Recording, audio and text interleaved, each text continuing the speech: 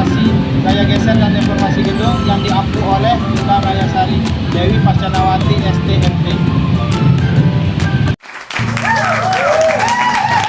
Perkenalkan, nama saya Muhammad Febriansyah dari kelompok D4 Meganim 2021 D1 B122 dari kelas 5D. Bismillahirrahmanirrahim. Assalamualaikum warahmatullahi wabarakatuh. Perkenalkan, nama saya Muhammad Faid dengan NIM 2021 D1 B1 21 dari kelas 5D dari kelompok D4 semester 5. Perkenalkan, saya Muhammad Saikum, NIM 2021 D1 B134 dari kelompok D4 kelas 5D. Perkenalkan, nama saya Irmansyah dari kelompok 4D dengan NIM 2021 D1 B107 dari kelas 5D. Assalamualaikum warahmatullahi wabarakatuh. Perkenalkan, nama saya Irmansyah dari kelompok 4D. Kami dari kelompok 4D akan membahas mengenai gaya geser dan deformasi gedung. Pertama kita akan membahas definisi gaya geser. Nah, gaya geser itu sendiri adalah keadaan gaya yang berkaitan dengan aksi gaya-gaya berlawanan arah yang menyebabkan satu bagian struktur tergelincir terhadap bagian di dekatnya. Gaya geser umumnya terjadi pada balok. Jika suatu material struktur tidak dapat menahan gaya geser tersebut, maka elemen akan mengalami suatu keretakan. Nah, kemudian bahan atau material struktur yang paling baik digunakan untuk menahan gaya geser adalah baja.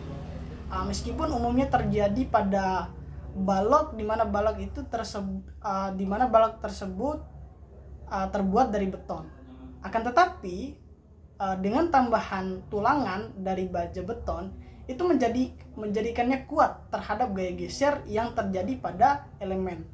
Nah, perencanaan geser untuk komponen struktur tertentu didasarkan pada anggapan bahwa beton menahan sebagian dari gaya geser, sedangkan kelebihannya atau kekuatan geser di atas kemampuan beton untuk menahannya dilimpahkan kepada tulangan baja geser.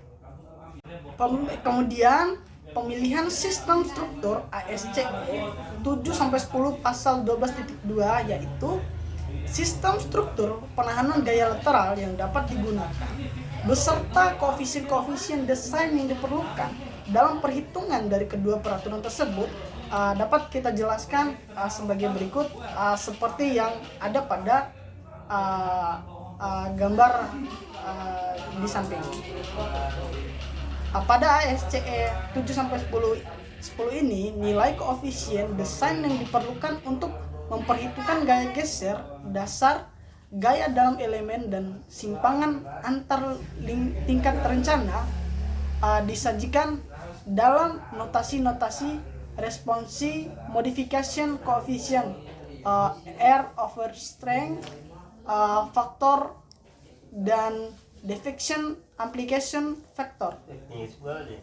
Nilai-nilai tersebut disajikan dalam tabel 2.5 di samping. Selain itu juga terdapat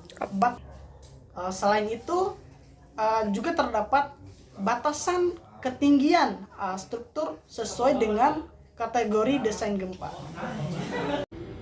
Selanjutnya, yang pertama itu pemasangan dinding geser, yang dimana shear well pada struktur bangunan. Pengertian shear well adalah berguna dalam menambah kekakuan pada struktur dan penyerapan gaya geser yang besar. Fungsi shear well yaitu kegunaan dari shear well. Dinding geser terbagi menjadi dua, yakni kekuatan dan kekakuan. yang diantaranya meliputi kekuatan. Dinding geser memberikan kekuatan lateral yang dibutuhkan guna melawan kekuatan gempa mendatar. Saat dinding geser cukup kuat, maka pemakaian dinding tersebut akan mendistribusikan gaya horizontal menuju elemen berikutnya dalam jalur beban yang berada di bawah. Kekakuan. Dinding geser juga memberikan kekakuan lateral guna mencegah atap maupun lantai di atas dari goyangan berlebihan. Dengan demikian, bangunan juga akan cukup kaku dan jarang mengalami kerusakan struktural. Yang selanjutnya, macam-macam shear wall, yang dimana terdapat berbagai jenis shear wall di pasaran. Hal tersebut disesuaikan dengan kebutuhan pembangunan. Menurut letak dan fungsinya, shear wall dinding geser dapat digolongkan menjadi 3 jenis, yaitu seperti sebagai berikut. Bearing wall dinding geser, yang dimana bearing wall ini dinding geser yang mendukung mayoritas beban gravitasi. Tembok tersebut juga memakai dinding pembatas antar parlemen yang dekat.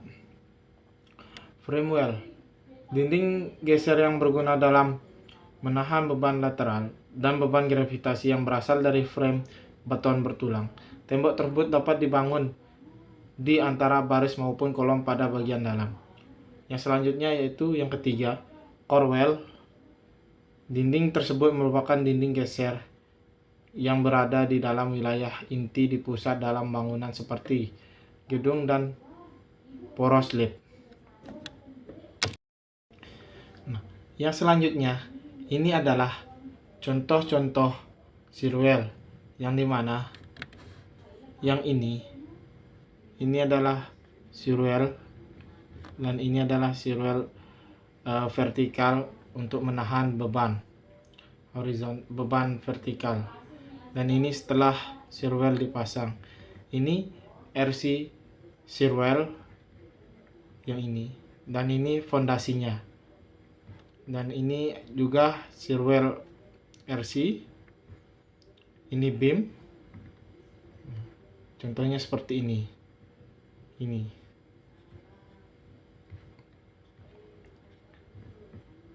Ini contoh pemasangan shear wall pada bangunan struktur.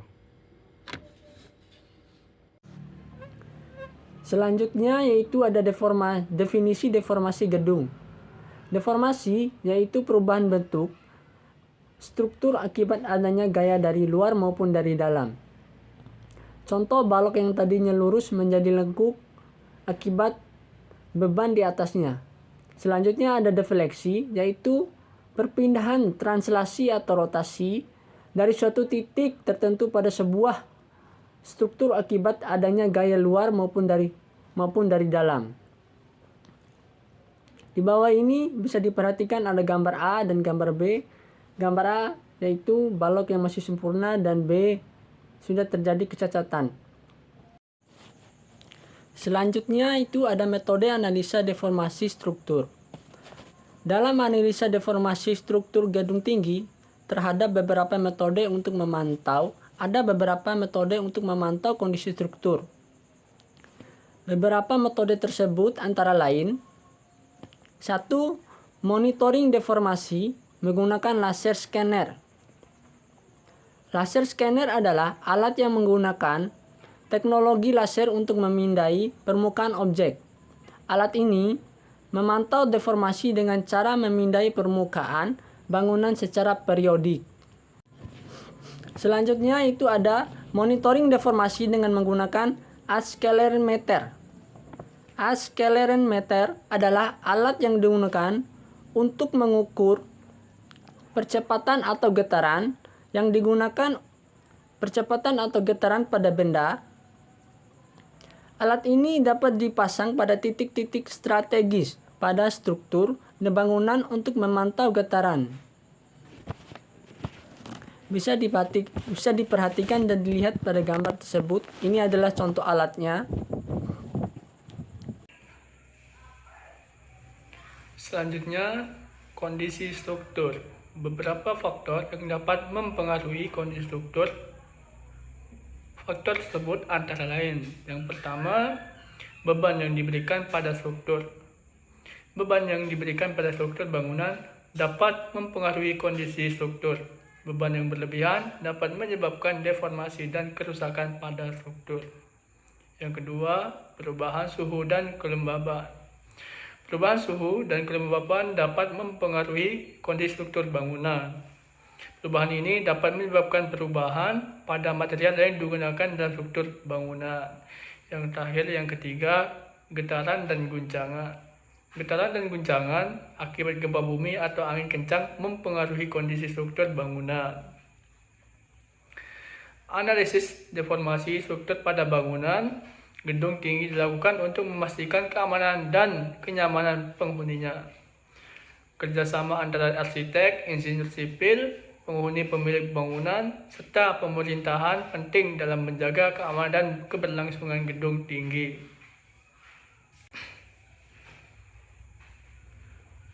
Di sini ada gambar suatu bangunan yang panjang tidak dapat menahan deformasi akibat penurunan fondasi yang menyebabkan timbulnya peletakan atau keruntuhan struktural.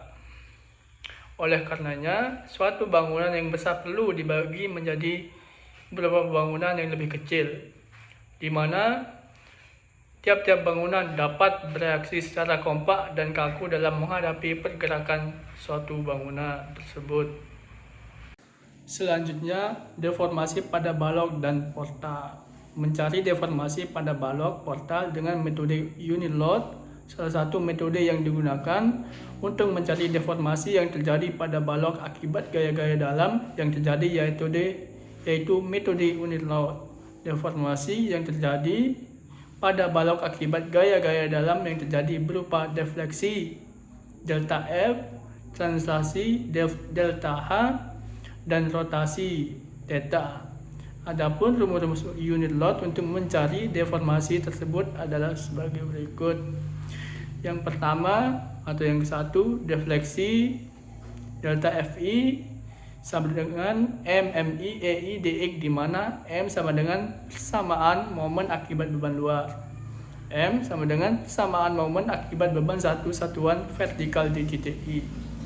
Yang kedua, translasi delta HI sama dengan MMI EI dx, di mana M sama dengan persamaan momen akibat beban luar.